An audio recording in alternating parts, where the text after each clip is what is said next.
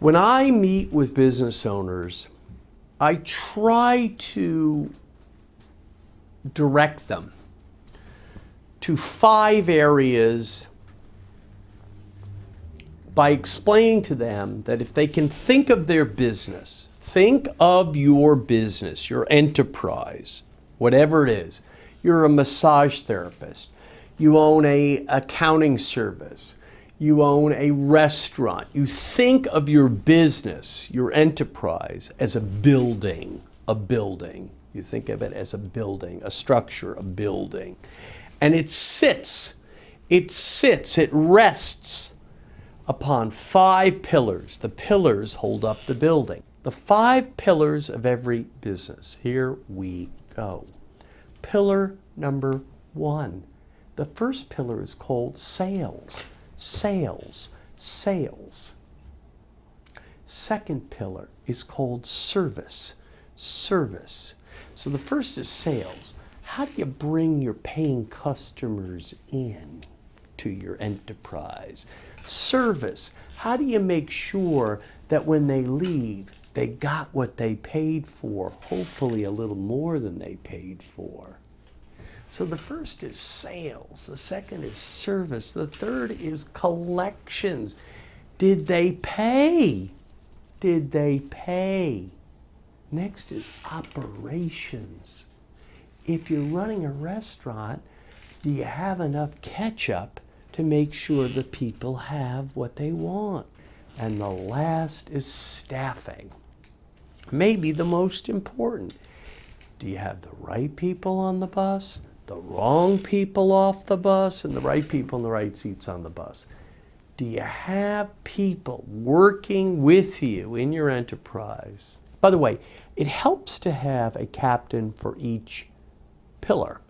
And the captain shouldn't be you in all the pillars. See, that's too many pillars. So, who's in charge of sales? Who's the captain? And are our goals written? Sales, sales, sales. Who's in charge of sales? Sales. The first pillar is called sales.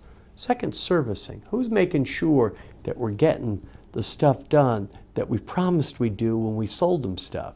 See?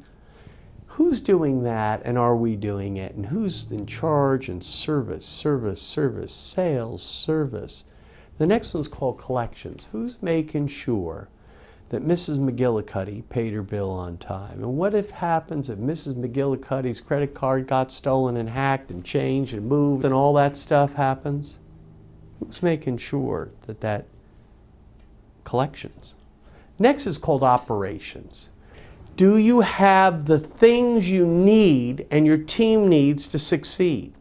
Phones and printer and ink and toner and parking. And do we have enough? And do we have them properly? And who's in charge of operations? Who's that operations manager in charge? And then we have staffing. My best advice, I tell everybody I love, if you own a business, make a commitment every week, 52 weeks a year, to interview somebody for a job, whether you have one or you don't. Just build it into your schedule. Always be recruiting. I want you to meet people when you have a job, meet people when you don't have a job, meet people when you don't maybe have a job, just keep meeting people. Always be recruiting. Always, always, always, always. That'll make you a bachelor, not a beggar. So we do it. Again, we start with our sales, then we go to our service, then we go to our collections, then we go to our operations. And then lastly, staffing. 5 pillars. Check them out, grade them, give yourself a grade, check them at least once a month. At least once a month. Check them. I don't think I mentioned that. Let me see if I can't remember, did I mention it once a month? Did I mention once a month? Every month? And I don't mean most months or some months or the months you remember. Every month. Check them. With that said, thank you for the privilege, and we will see you next week.